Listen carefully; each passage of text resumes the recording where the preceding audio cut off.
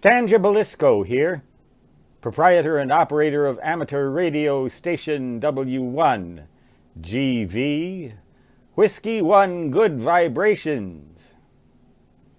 Well, it's another evening has fallen, and I'm preparing or going through the long ritual that will ultimately end in my night's sleep. That'll be about 3 o'clock in the morning. But between now and then, I always daydream.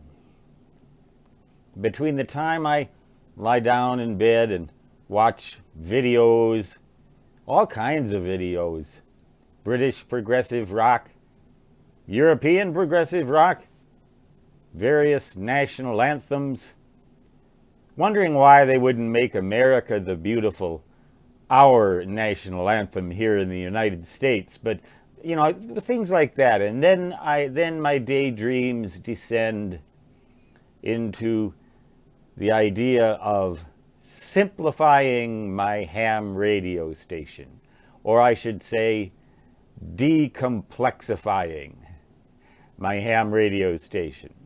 It's not that complex or complicated right now.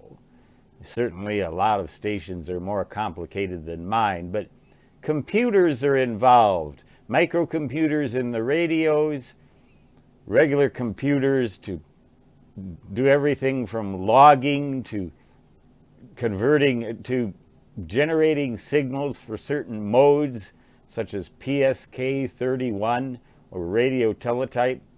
A lot of things that used to be done by mechanical devices. Even sending CW, I can send it on a computer, although I prefer to use the manual paddle and the electronic keyer that's built into my ICOM transceiver. But I start to it's not exactly daydreaming. It's daydreaming. It's just dark outside. And I think about my very first shortwave radio receiver that was really a genuine shortwave radio receiver. The Hallicrafters SX130 and the Johnson Viking Adventurer transmitter that I used when I was first licensed in 1966 as a novice radio operator, and then I got a night kit VFO. I've told you all this before, but it was a simple radio station. And very simple compared to what I have now. And yet, if I were to go to a large enough ham fest, I could probably get my hands on those same radios, maybe even that same VFO, variable frequency oscillator, to use with the Viking Adventurer transmitter. I could probably recreate that very station and use it today in my nerd cave in place of all the sophisticated stuff I have down there now. But I dream of that fallout shelter that my dad and I fixed up, put tile on the floor and painted the walls and put in a ham radio or an operating table. And my dad helped me with all these things. He was a great dad. He's still alive. I shouldn't say was. He's still a great dad. 96 years old. And he'd remember all of that as clearly as could be. Maybe even more clearly than I did, but from the opposite point of view. A simple radio station. Life was much simpler, of course. When you're a kid and you have most of your complicated stuff taken care of for you, like cooking, that's pretty complicated stuff for me. And you know, I didn't have to worry about balancing my bank accounts and paying my federal income tax and South Dakota, what I guess would be best be called an excise tax, because I am in business as a writer. sales tax, except I have to file a sales tax return.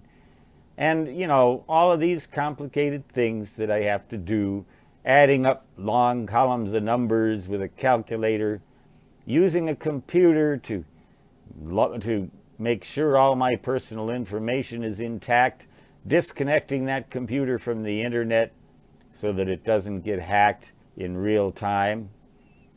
But remembering that a virus or malware could still be introduced into that computer if I took a thumb drive from an internet-connected computer and plugged it into that computer.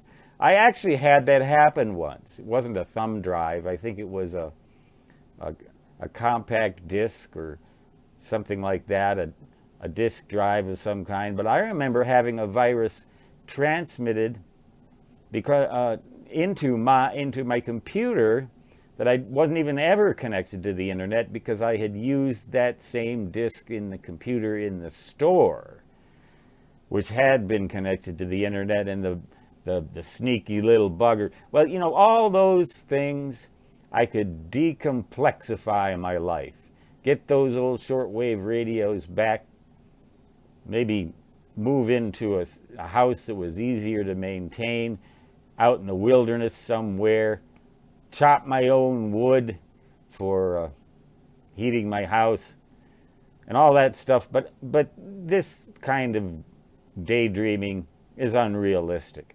But I do it every night as I gradually descend into slumber at about 3 in the morning. I spend several hours every night dreaming about decomplexification, daydreaming in the dark about decomplexification.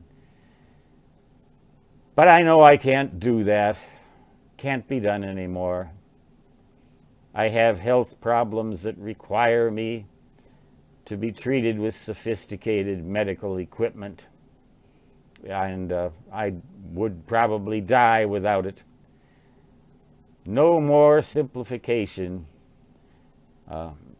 It's the ham radio station, though, still at least could be decomplexified back to that original shortwave radio receiver and Viking Adventure transmitter, and maybe someday I'll actually do it. Become an antique radio freak. But for now, I'm stuck with these sophisticated computerized radios that are so much easier to operate and so much harder to live with, knowing that I can never go back. I can never go back. I can dream of it, but I can never do it. Oh well, W1GV at least makes me sound like an old-timer, eh? And I am. I've been a ham radio operator now for over 50 years. God, time flies when you're having fun. Stangibilisco W1GV saying 73, and so long, which, in my native fist, has always translated to da-da-da-da-da-da.